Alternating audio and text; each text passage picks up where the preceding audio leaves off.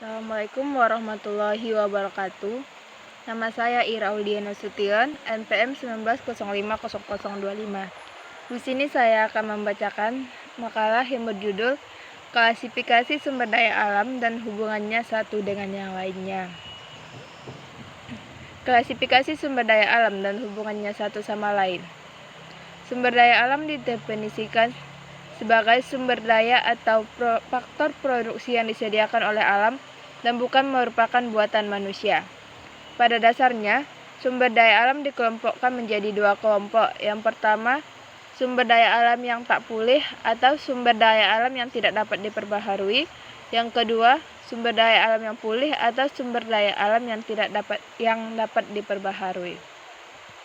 Sumber daya alam yang tak pulih.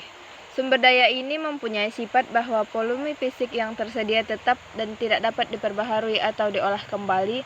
Untuk terjadinya sumber daya ini diperlukan waktu ribuan tahun.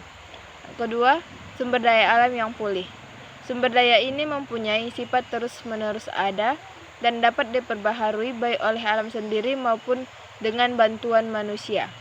Yang termasuk dalam kelompok sumber daya ini adalah sumber daya air, angin, cuaca, gelombang laut. Sumber daya alam yang mempunyai sifat gabungan. Satu, sumber daya biologis.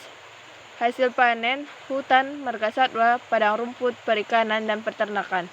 Sumber daya ini mempunyai ciri seperti sumber daya alam yang dapat diperbaharui karena mereka dapat diperbaiki setiap saat. Yang kedua, sumber daya tanah. Gabungan dari sumber daya alam yang dapat diperbaharui dan yang tidak dapat diperbaharui maupun sumber daya biologis. Contohnya, kesuburan tanah dapat terjadi karena perbuatan akar tanaman. Yang ketiga, macam sumber daya alam dan dalam kaitannya dengan penerimaan dan biaya. Pada umumnya, sumber daya alam dibedakan atas dasar dapat pulih atau tidaknya sumber daya alam tersebut. Hubungan antara sumber daya alam dan penggunaannya.